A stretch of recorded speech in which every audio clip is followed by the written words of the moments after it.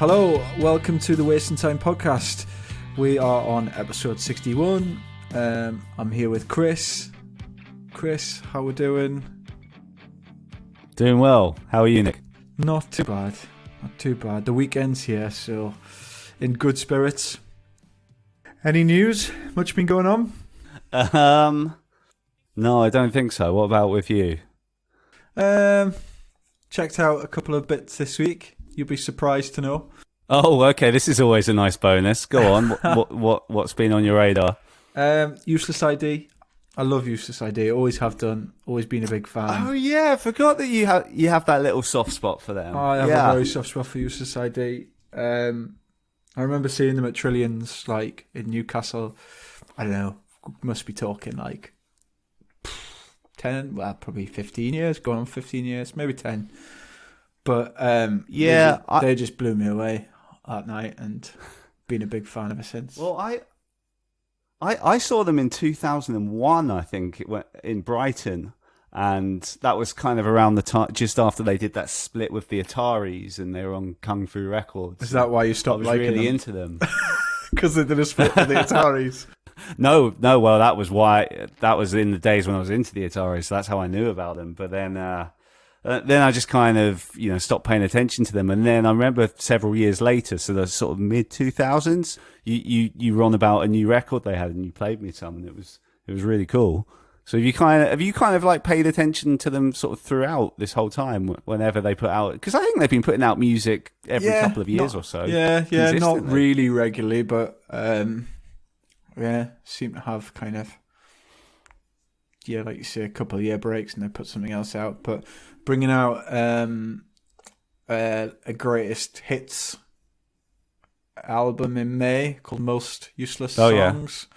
But they put a couple of new songs on it as well. So there's this new one called Same Old Revolution, which is really, really fun. And how is it?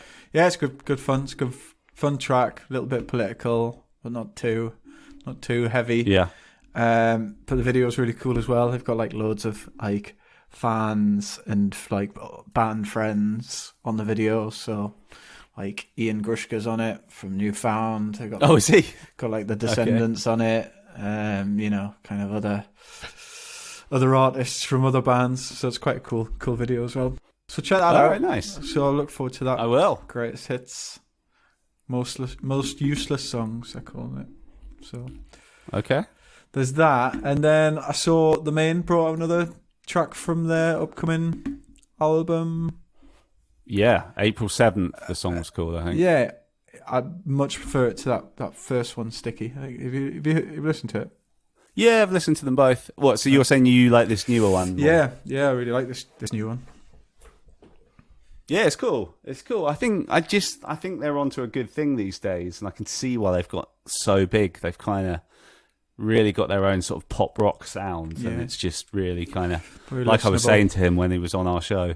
Yeah, like because in the early days they were just a kind of another by the numbers sort of emo pop punk band, but they've kind of really got onto something as the years have gone on, I think. But that's it in terms of new stuff. I saw a post earlier about that 2000 Trees Festival. They've added like a load of new artists to their lineup for this year. Obviously gearing up for like outdoor festivals happening in July, I think it is. Oh right, so that's at time of recording. That's going ahead, is it? Yeah. Unfortunately, it's the weekend of your stag do. That would have been a cool stag do, wouldn't it? Oh, that would have been a good one. Yeah.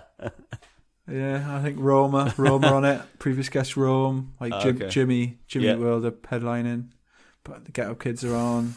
Few previous guests are on that bill. Oh wow, okay. Yeah, I feel like it's optimistic thinking that Get Up Kids and Jimmy Eat World will be over to play a festival in July, but I'd love it to be the case. Yeah, let's just keep our fingers crossed for a stag do at least. Yeah, at the very least. yeah. It'd be nice if that could happen for sure. Probably, not to break any spoilers to you, but you're not going to the 2000 Trees Festival for your stag do. Yeah, that's not shock horror. One thing that I saw that came out this week or the week before was Pacific Ridge, who often release tribute compilations. Like, they've done a Movie Life one before. They've done an Alkaline Trio one before. They've done a Blink one, but they've got a New Found Glory one out. I don't know if you've heard any of that, but that's an interesting listen. I haven't. No, any good? Yeah. Some of it's okay. Some of it's terrible. It's interesting going through it, seeing what different bands have done to different songs. Do they actually? Some of the metalcore stuff is just embarrassing. Okay. I was going to say, is it like for like? It's variation. Right. Okay. Fair enough. I don't know. It feels weird listening to that kind of stuff. That's like a cover of like one rock cover for another rock cover. If you know what I mean. Well, so there's some variations. Jonah's on there randomly, as in Matranga. Oh, okay. He's doing a very stripped back, soppy version of Sunny. Right. Okay. Well, that sounds intriguing in itself. Yeah. Knowing what Jonah puts out these days.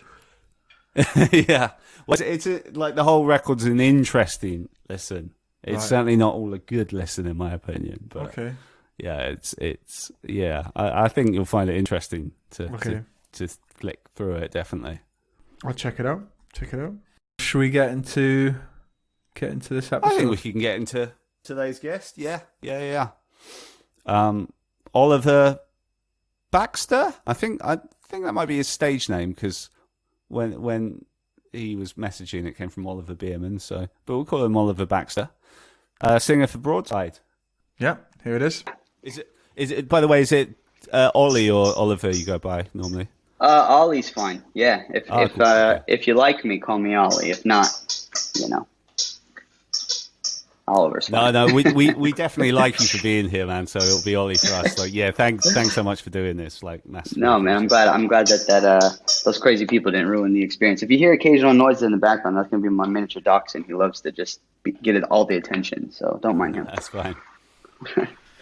Cool. Well, I guess we probably just want to cover kind of what you're up to at the moment, and then probably just a bit of a kind of journey back from the start in terms of Broadside, and I guess you personally in terms of kind of your kind of introduction to music and growing up and what have you. But yeah, I guess how's things for you at the moment with lockdown and like pandemic stuff? Like, how are you finding it?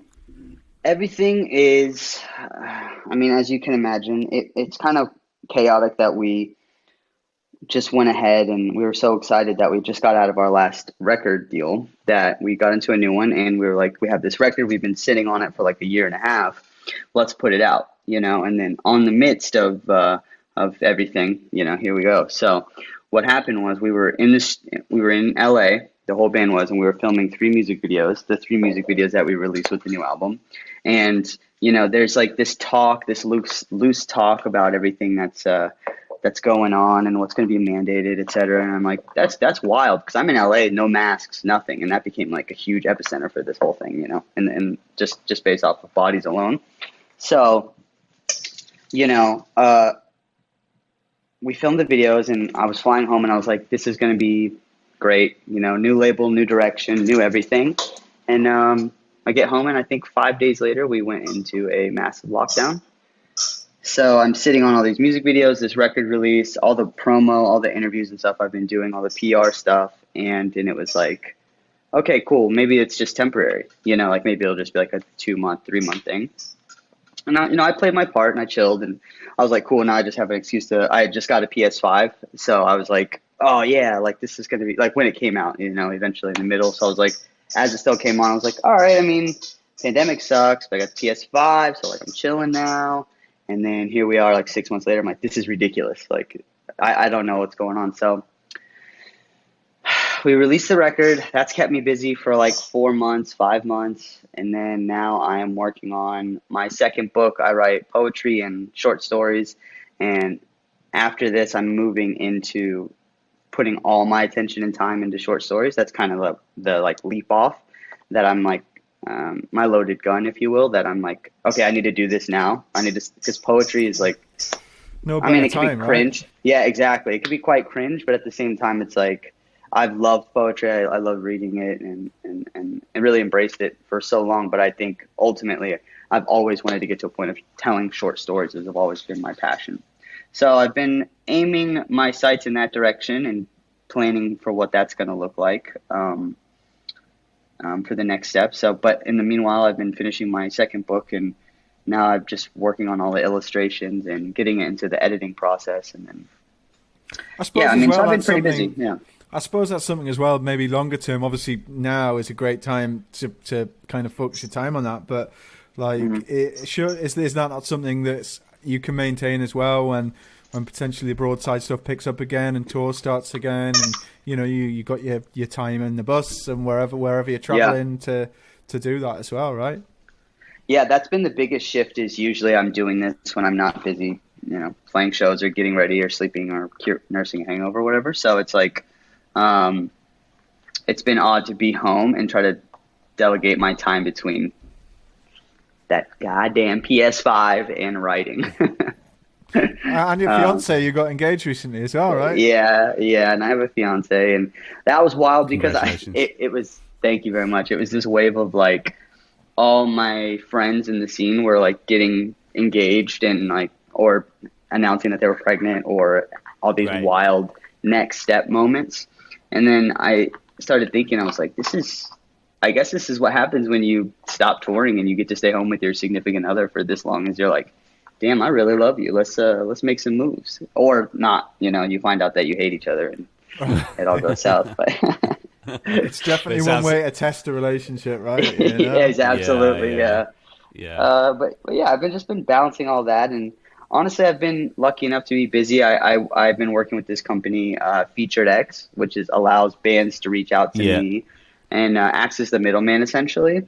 And we can communicate, and even if they just want some like insight on like what they're writing or whatever.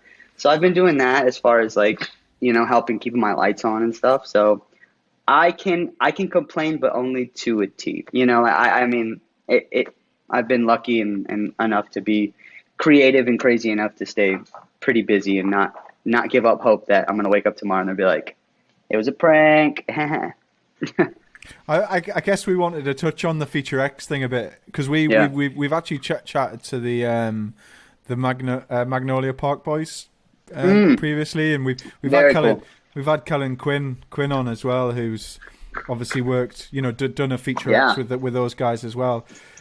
Well, I guess for me, I was really just interested to know how that process works in terms of obviously we know that bands can pay money to feature you, Yeah. but how does that work in terms of when it reaches you? I mean, do you get stuff and it's just like that's not for me? Like Yes. how does the process work?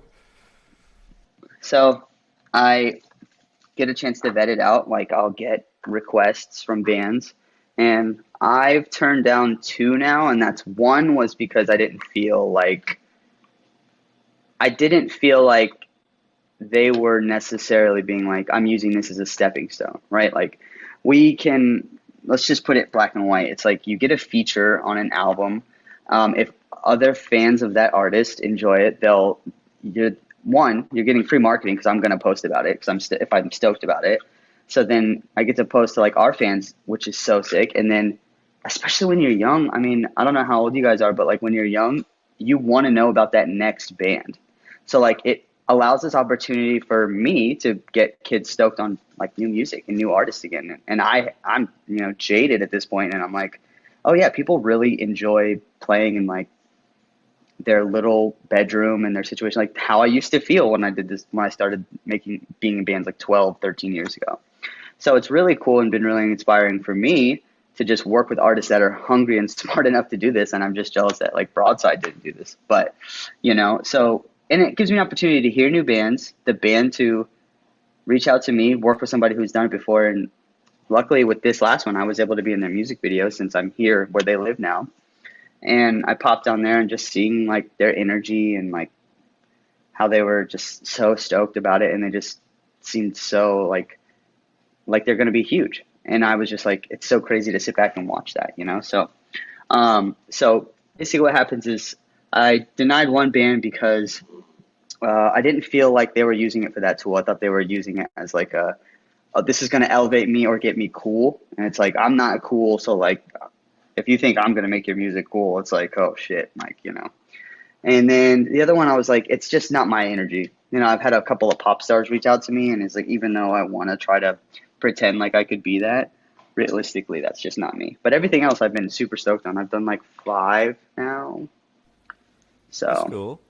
yeah. It's funny that the Magnolia Park one, because like prior to that, like I thought they were okay. You know, I wasn't that, you know, Of course, that yeah, excited yeah. by them or whatever.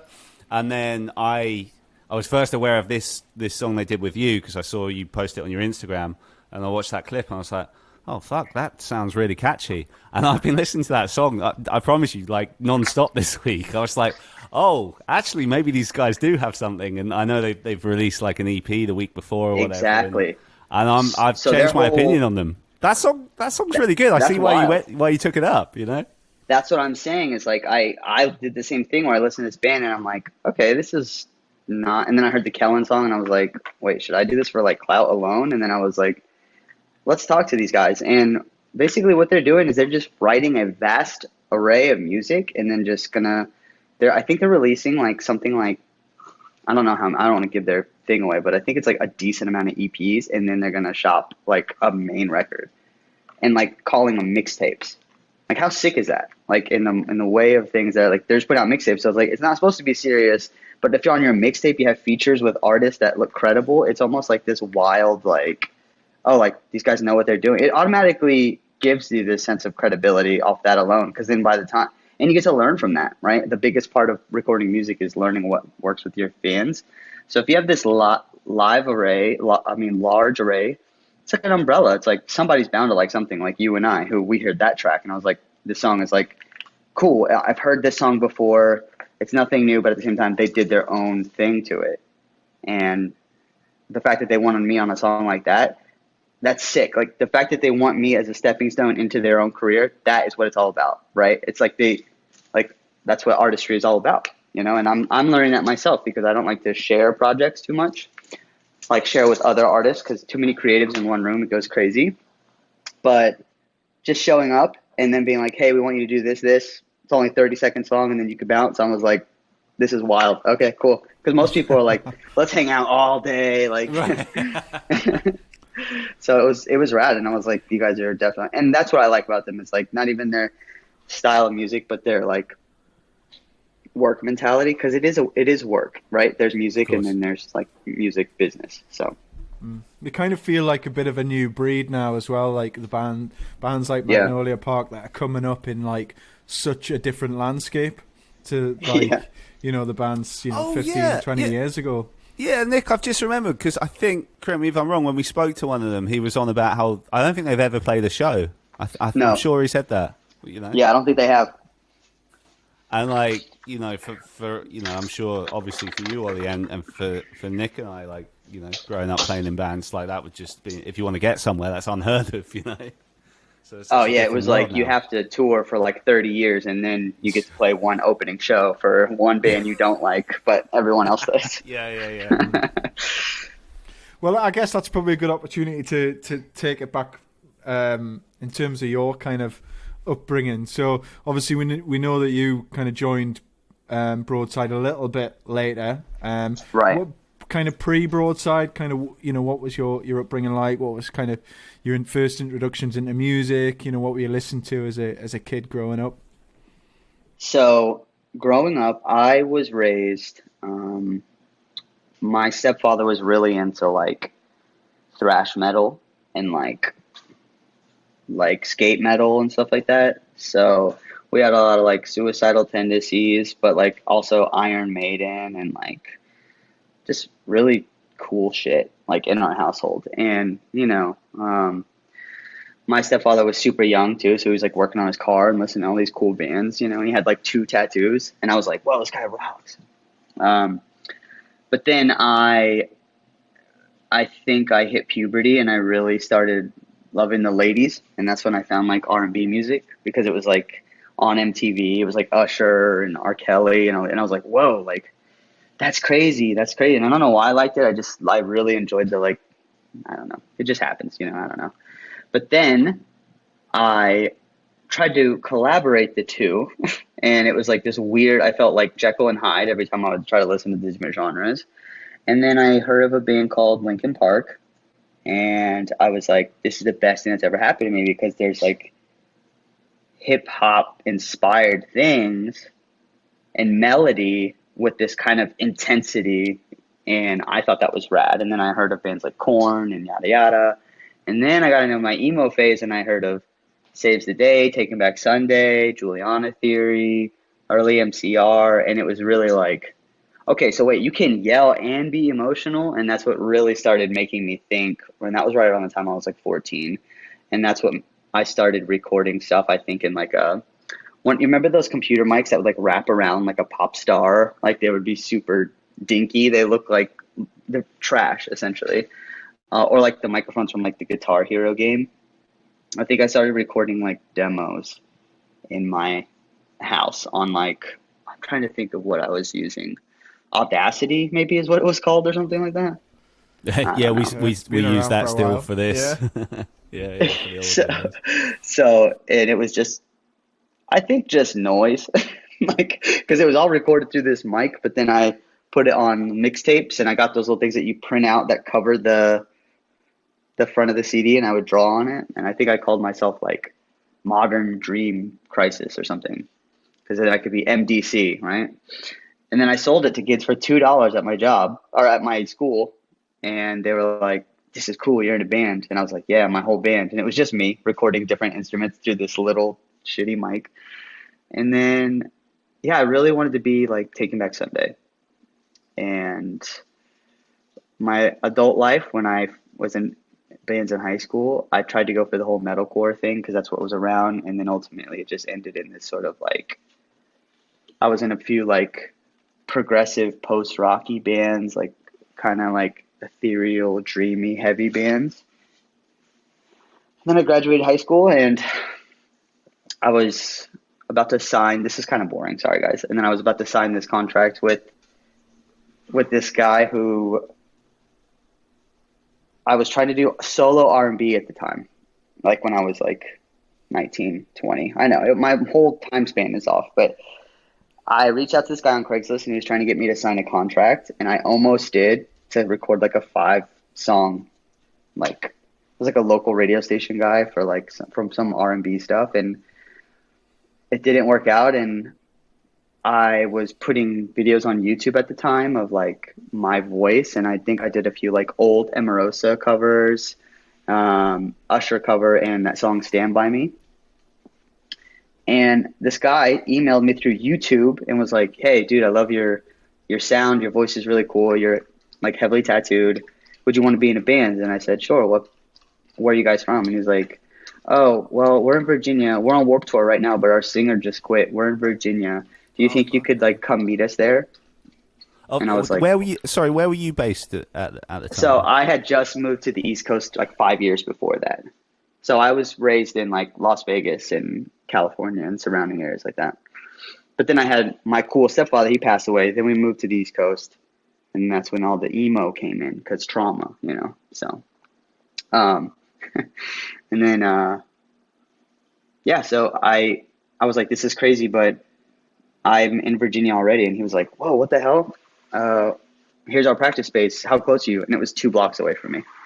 So I go one night, I'm literally reading the lyrics off the paper, and they're like, "Hey, you want to be in our band?" And at the time I was doing full-time maintenance man, like crazy shit, like cleaning up people's toilets, fixing sinks and all this stuff, like miserable as hell.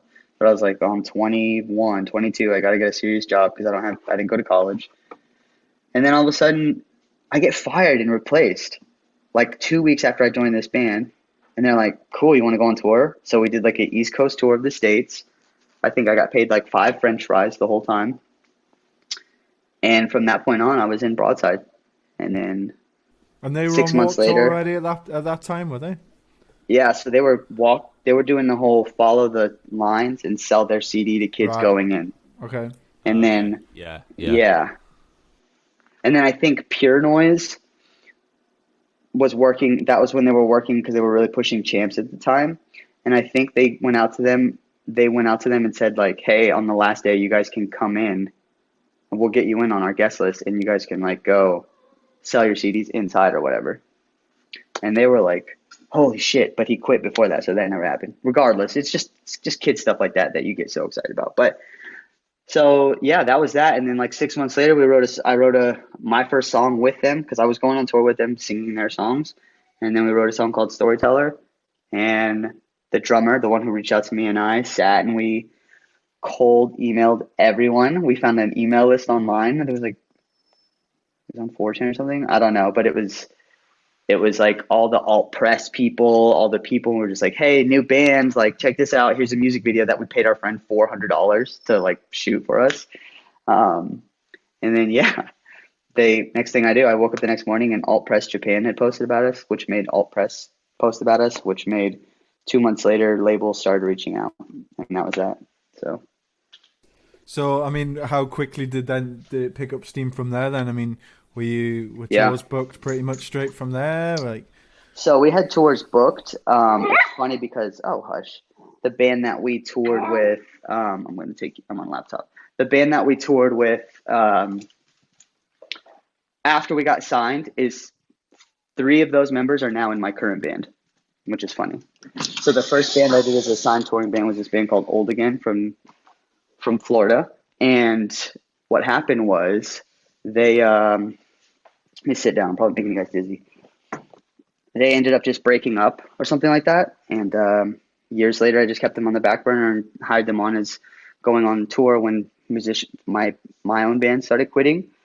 So I just filled them in, and that's how they ended up getting here. But we didn't really start popping off until 2016 Warped Tour. As soon as we got on Warped Tour, that's when Broadside started making a name for itself. Because we've always been better live than anything else. We're not really good at marketing ourselves.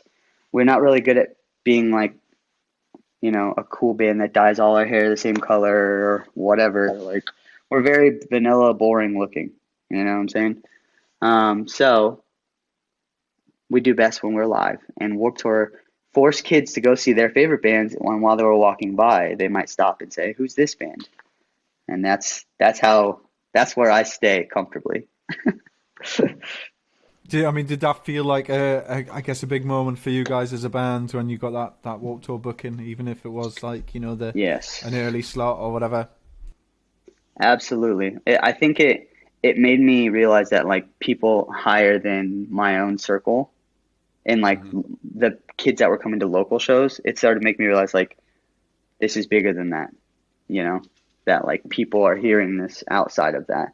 Because at the time we didn't have millions of streams and like touring outside of our own state, on our outside of like the East Coast on our belt. So to see like Kevin Lyman and stuff like that considering putting us on Warped Tour, it really solidified the idea that, we are something. We're the next wave of whatever this is. So, I mean, what was your first kind of UK experience? Did that come quite early on, or Europe a bit further down the line? So, right as we were recording our second album, I think it was like 2017, we toured. We had finished the album midnight, and then at 4 a.m. we were on a flight from LA to the UK to tour with the band called With Confidence. And yeah, exactly. And we met up over there, and it was probably the greatest experience of my life, like still to this day. I really enjoy all the different bits of true culture that Europe has to offer. I had experience, and it's a little bit different when you get to go over there knowing like I'm not going to get to do this often, and I'm a functioning adult. So then all my decisions were very like before the show, set up, go around, go see the cities, go whatever. And so was it your first time in Europe, like full stop? Yeah, ever. Wow. And so like, whereas most people are like, wow, accents and all this crazy shit and Harry Potter, which it's like totally fine. I was like definitely trying to go over there and find the nooks of like old libraries and like bits and fragments of old cathedrals and stuff like that, like nerdy stuff. So like when I was able to put my eyes on that, it was like, holy crap, like this is older than our entire country. Right. you know, just seeing like some, Yeah. but then just what really took it away is when I got back down to reality and I went on stage and we did the thing that we came to do, and there was kids singing the songs, and I was like, this is insane. I think the first time I ever got really mind blown is we played this thing called Galaxy Fest, and it started in Germany, and it was like state champs. There was like a bunch of random bands that were playing slam dunk. They just threw it all together.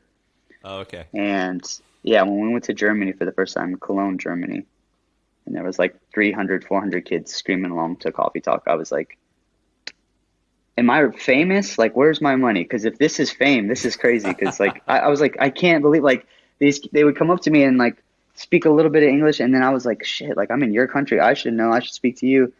There's just a bunch of like standing around, and I was just so, I was like so grateful that they were around me, even though I probably came off like totally a creep, you know, like, hey Right. guys, so Germany, right? um, but I think that was the first time I was really like, I think I cried that night, you know, because I was like, this is crazy, like Yeah. Germany, you know what I'm saying? Cool. So, I guess would you want to chat about Victory a little bit? Obviously, you've had quite a long-standing relationship with Victory. Obviously, you talked about Taking Back Sunday being like a bit, an influence from from your younger years. How did that come about? Like, how did that relationship start? Obviously, it must have been pretty mad for you at the time, right? Yeah, in my group of friends and in my circle, I'm always the one who's like probably pushing things a little too far. Like, let's just see what could happen. Which is good Right. to have those people around, unless they're like a total frat boy or something, because then they usually, you burn something down or something. But when it's like ambition, which is, let's say that's what I have, right? Not foolishness. Let's say it's ambition. Hmm. I We got an email from Victory, from Tony, the owner of Victory at the time. And he was like, we heard your song, Storyteller. We'd like you to come to Chicago. We're interested in signing you. Now, my band was like, I don't know, I've heard some bad stuff.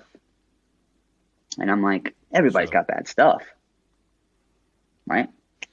And they're like, yeah, but I've heard some real bad stuff. And I'm like, yeah, but we can be the one to change them, you know? Yeah. Yeah. Like a Yeah. broken relationship.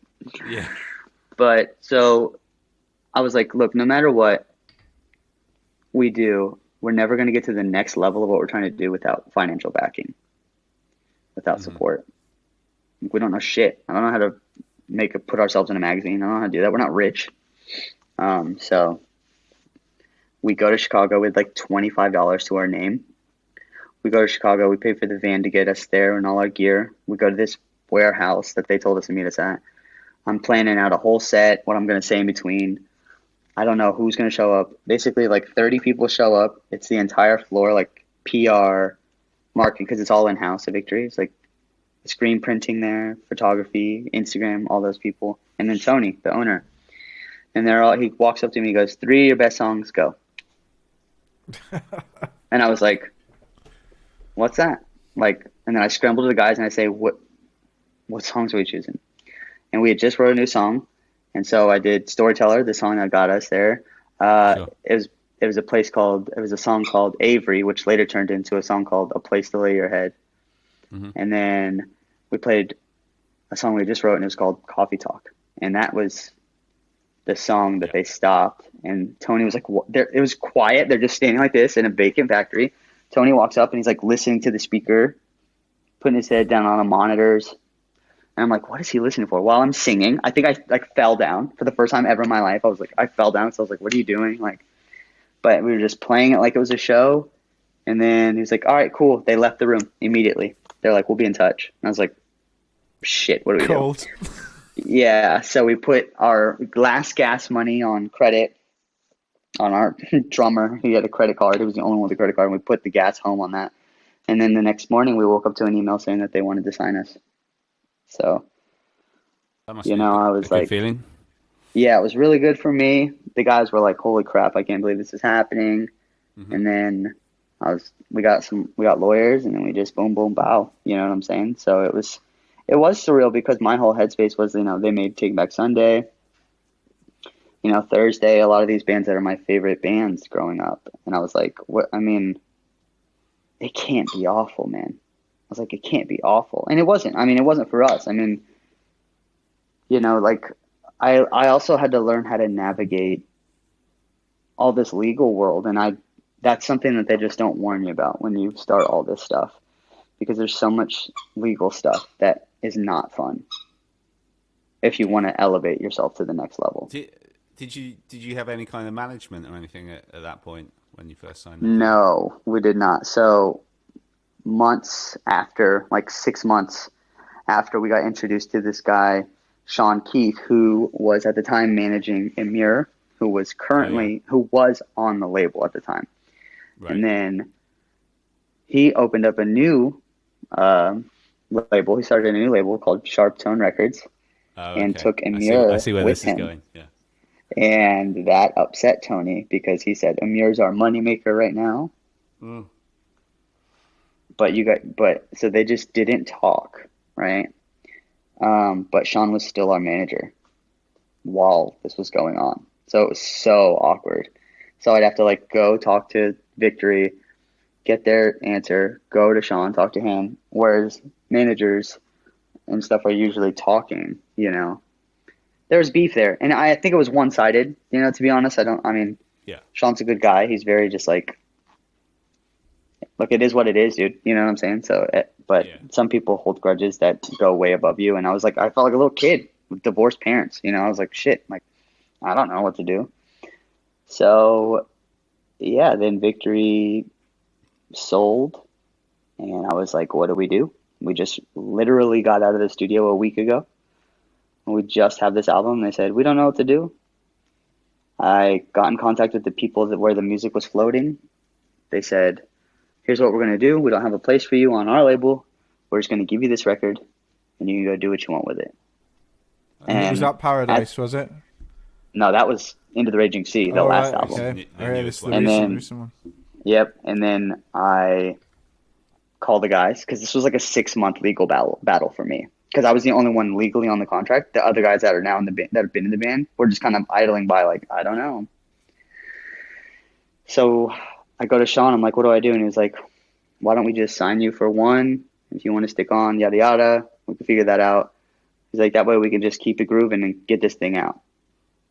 Okay. And I was like, easy, like that, like clockwork. And we had other labels approach us, but I didn't want to go through the whole legal big sign this over, sign that over. Now that we're on Sharp Tone, I have legal, full creative control over all my projects again. And I'm navigating this new space a lot easier, I think, because I'm on Sharp Tone, as opposed to dealing with all this new startup stuff that I'd have to usually put in, So, how's the new record? Obviously, you haven't had the benefit to go and tour the shit out of it. How's it been received in within this world without touring and shows? So, it's been received well. I think it's been out for 5 months now, and maybe 6 months, and we're looking at 4 million streams total. Oh wow! So that's all right. Yeah, it's doing okay. That's great, considering we have never played these songs live, just at all.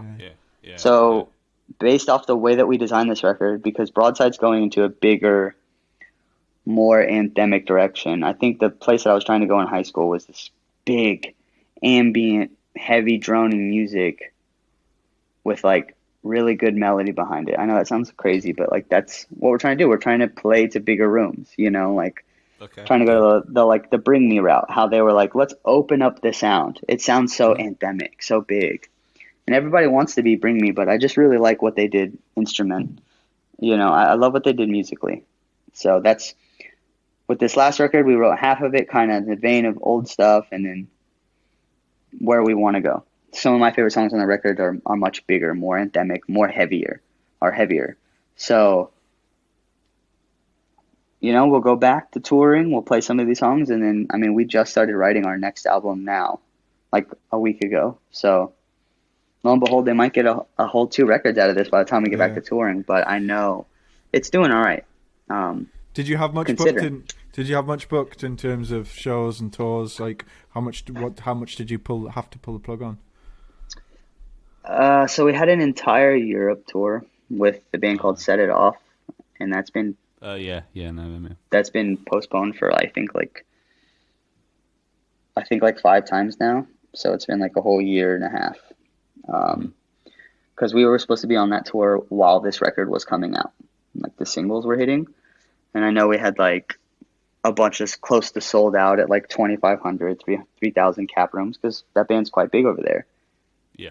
So that was going to be huge for us because we were just going to fucking piggyback off that, you know? And it's still happening. It's just a matter of when, considering like when can we travel again, especially overseas, you know, with the travel ban, which may or may not be lifted, but we'll see, you know? I mean, at this point, who are we to say what could happen? So that was our biggest tour. And then obviously I think just that was going to, for lack of a better term, set it off for us. We were going to come back and be like, all right, cool. Now what are we doing? We got summer, you know, fall. And so now it's like we haven't even really booked anything because nobody knows what. I think as soon as the floodgates open, it's going to be a nightmare. Like it's going to be people just trying to tour. So yeah, the venues just won't have space for like every band that wants to get in there, I guess, really. Right. And maybe the fact it's you know, opens the door as well to like more of a festival kind of type gigs, especially with outdoor shows being safer and what have you. I guess that's actually really smart. Yeah, that would make a lot more sense then. And again, I mean, I love those sorts of things. Everybody could be happy. They bring mass amounts of people. They make lots of money. It's good for everybody, you know, especially considering the outdoor thing. That's it. I never even thought about that. Yeah, I know Slam Dunk. You've done Slam Dunk before over here. Yeah. Yeah, I think they postponed till like September or something this year. Yeah. I love Slam Dunk, man. Another incident that changed my life was being like near blackout and seeing Jimmy Eat World play live for the first time in my life when I was like, nice. Just moments like that, you know? So you got to think nothing ever good has happened in America for me. So just kidding. What's your favorite Jimmy Eat World record? Just on that subject.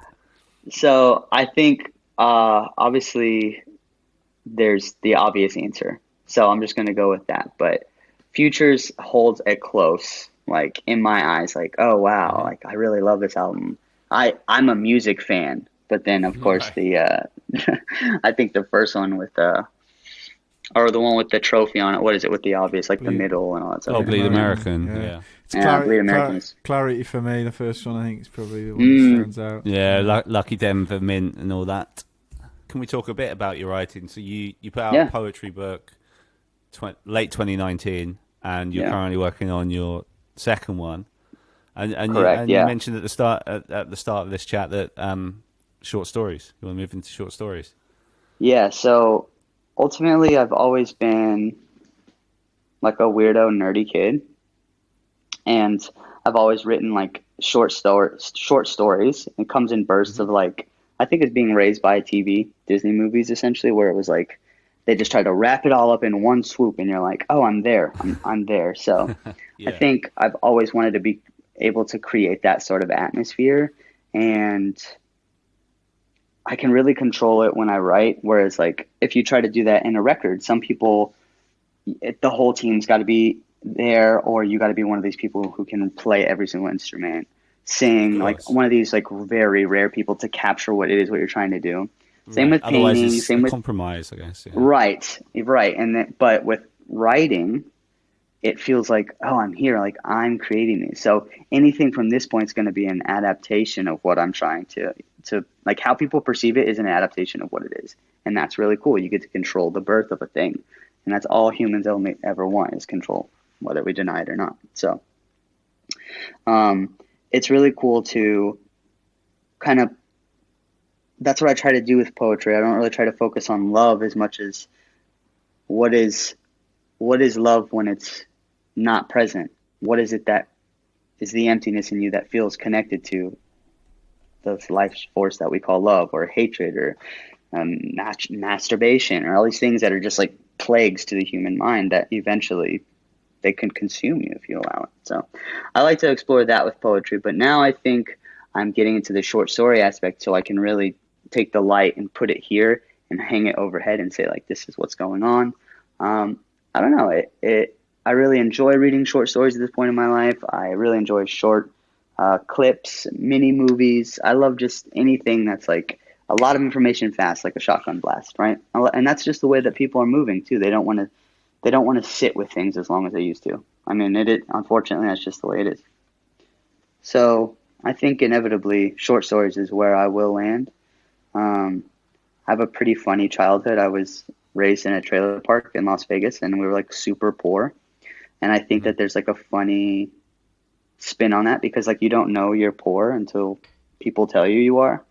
And so that's going to kind of be my angle, where it's like a bit like, like, why are there rats that live in my home?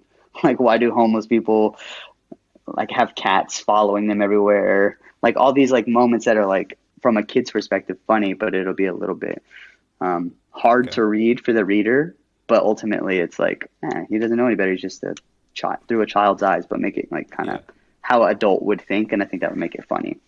I kind of spun in a spiral there, but yeah, that's inevitably where I'm trying to end up, is creating little moments that people can pick apart and live in temporarily, just really quick, just a quick burst of a story, and then go, close it, walk away.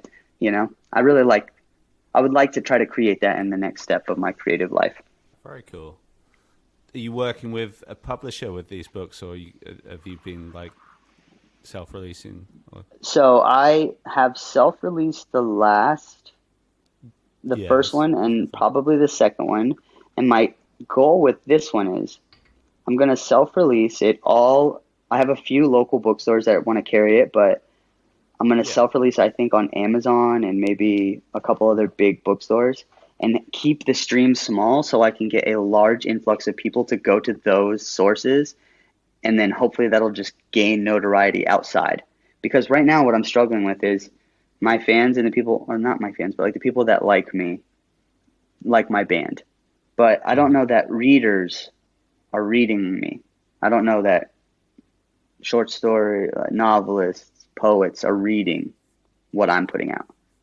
Got you. See, that's the problem with the internet bubble. It's like you start to think you're something when I'm not. In the long grand scheme of things, I'm just another artsy, tattooed white guy with a poetry book. You see what I'm saying? So I want to dive into the big boy world, and so I think with the short stories, when I put those out, that's going to be my first time working with an agent, and that's what I'm hoping. But I think this will give me some sort of notoriety, because I know a part of this now to convincing an agent is being like, well, I have, this many Instagram followers, so that might help sell some books. I don't know. Doesn't hurt, does it? Like, I mean, I don't know. Platform, yeah. But not do it in a gross way, because a lot of people create art for the sake of selling something, and I think I got stuck in that for a while, and now I really do want to just see where this writing thing takes me. Alongside my music career. Those are the only two things that have come to me naturally and organically, and I think I'd be a damn fool not to explore them. I mean, have you started that search yet in terms of like agents, or just kind of trying to build up a bit more material? I do the research. Yeah, I've done the research on like authors that I like and that have write within a similar vein of me, and I'm going to start there, I think, and maybe reach out to them and just be like, hey, I see that you guys blah blah blah. I mean, there's a whole like right. There's a whole fucking chess game about how to go into this with publish. So it's a whole different world than music, where it's not like, hey, I met you at so-and-so party. It's not like that. Now it's like, I want to be a writer. So oh, okay, cool. Did you go to college? Do you know how to spell? I'm like, no, on either of those. But no. But no. So I've just been keeping tabs and notes on like publishing houses and stuff like that put out the works of the people that I like, and hopefully they'd be like, oh, you remind me of that guy, and I'd be like, I know, because I stole it. No, I'm just kidding. But yeah, so no, I haven't really made any moves on that. I think a bit of me is afraid / seeing what's going on with the record process and stuff. So right, okay.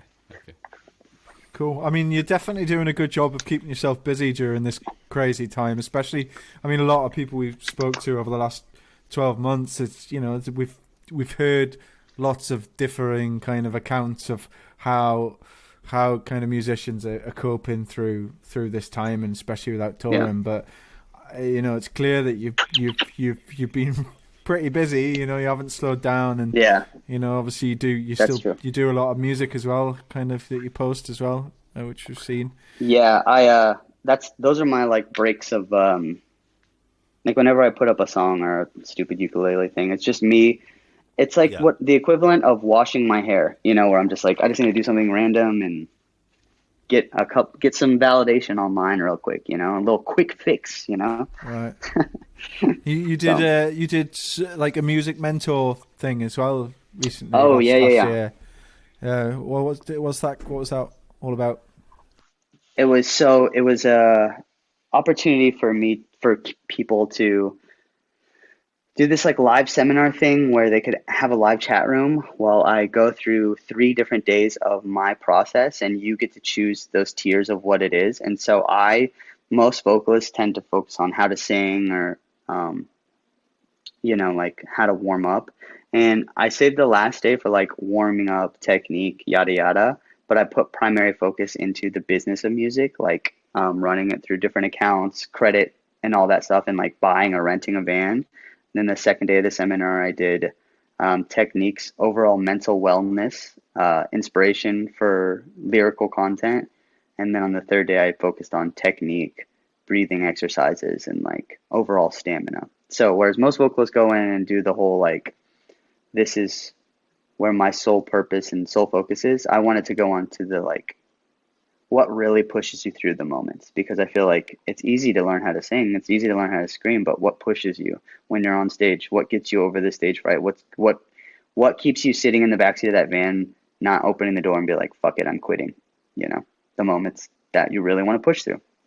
And so I wanted to go that route. So I did this seminar and with the music mentors, and it was really cool. I think I had like 25 people show up, which is awesome. And they were really attentive, and I put a couple of prizes together. Like a random person was going to get like a box of books that have inspired me, like how-to books, and also just like little, cool little short novels, novellas, and stuff. One person got like a free entry into the next show, whenever that is. Someone got some free merch, and then I gave a bunch of copies of my book out as well. So my first book. So yeah, it was really cool. And another thing that I'm starting to realize, like, oh, this is kind of what people who have been doing this for a long time, this is what they do. And so it feels good to be able to be looked at as one of these people who can offer some sort of insight, because I think I've struggled a lot with placement. Like, I don't really know where we are musically. I don't know if, like, we're the cool guys or if we could ever be cool. So I struggled to get a lot of respect in this industry. Maybe it's because I'm short and it's an insecure thing. But it was really nice to be rewarded with opportunities like the seminar, or a featured X, like that sort of thing. It feels just like gratifying in ways that this is what I want to do, is to now create and give back in the community that I had to learn in. So it feels pretty good. Nice, cool. So yeah, I guess we were just going to get on to, obviously you being quite busy, but what are the other guys kind of doing to kind of keep themselves level, I guess, at this time? So our drummer Jeff, he pretty much is the techie guy in our band. So he's all the engineering and stuff like that. So he's basically taking the fragments of demos and stuff that we've been recording and putting them all together and structuring them into things that actually sound like songs. So he's just created a long line list of a Dropbox that is just 60% done songs for the next album. And it's funny because like we send it off and it's like a gamble, because my this take or that take, it could be so choppy and poorly recorded, and he's just like, oh, no worries, da da da da da, and replicates it and or enhances it. And so he's been working on that, and he's actually moving down to Florida. He's the last one that's not here, so he's moving down next month. All right, okay. Our guitar player Dom, he is responsible for all the merchandising and like merch design. So after we signed to Sharptone, it was the first time that we ever, even though we had been a band for 6 years, it was the first time we ever had our own merch store. So we've been able to just put up designs there and like sell shirts like while not touring, and do a bunch of cool gnarly stuff that we've always wanted to do. outside of playing shows. So that's been fun. He's been focusing on design and just his life. And our bass player, Pat, they just got their first ever guitar endorsement. So I'm sure they'll be announcing that pretty soon. So they're really stoked because they've never, like I said, they're newer to the band, so they haven't gotten anything free before. So they're like, free guitar. And I'm like really stoked for them. But I mean, I can imagine, so they're working on that. And I know he's trying to become a PC gamer. So I think he's building a PC right now.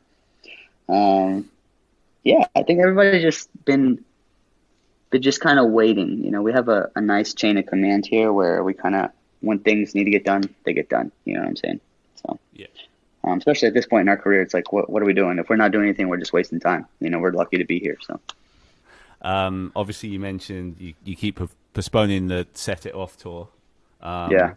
Outside of that, have you, Broadside-wise, have you been able to make any plans for 2021, or is it just a little tricky to do that kind of thing right now?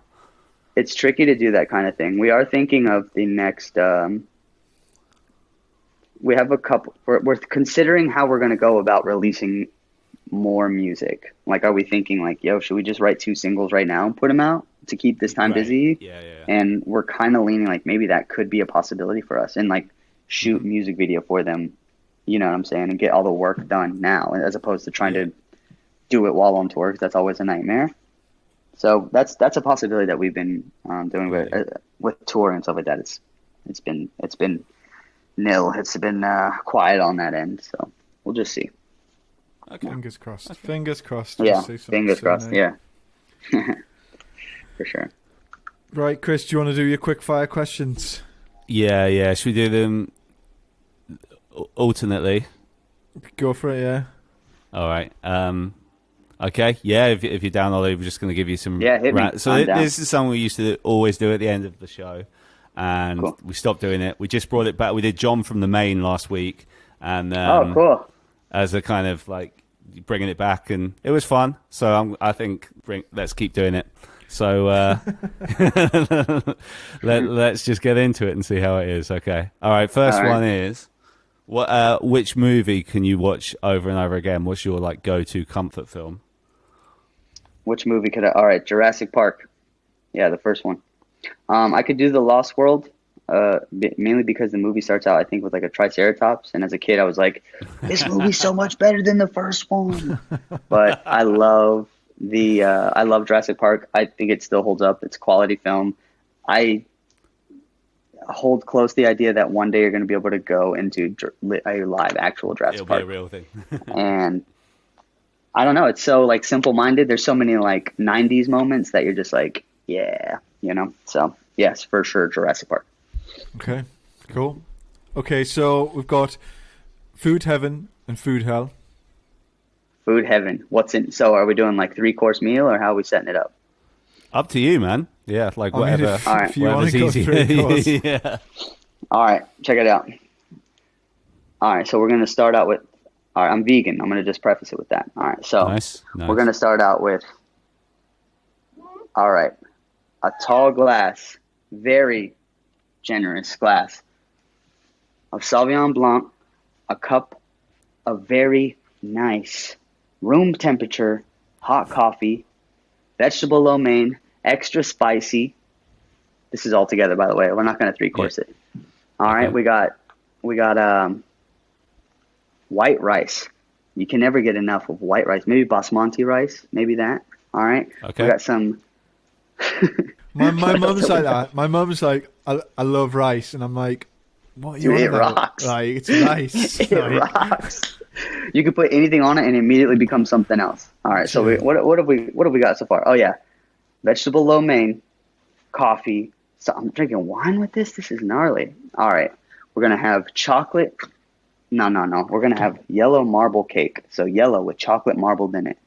Chocolate icing, vanilla ice cream, rainbow sprinkles. Wow. French fries. I feel like you're getting too excited here. We need to move on to food hell. All right. I mean, that's a unique answer, to be fair. Yeah, go on. Yeah, food hell. Oh, and I would be under a waterfall with churros. That's what would happen. All right, but food hell would be a cup of mayonnaise. It would just be a giant cup of mayonnaise, like a pool. a vat Okay, and of mayonnaise. vegan mayo included, presumably. No, it'd just be hell. It would be probably not vegan. That's how murderous it would be. It'd Okay. be just yellow. It'd be kind of dry, so it's a little yellow. Okay. Not a fan Okay. of mayo. Yeah. No. Favorite TV show? My favorite TV show. Well, I really like The Sopranos. We just started watching that again recently. Yeah. Me and the Which wife just season are you started. on? We were only on season 2, so yeah, we literally just picked it up again. Oh, dude, I love that show. That I would say consistently was the show that was like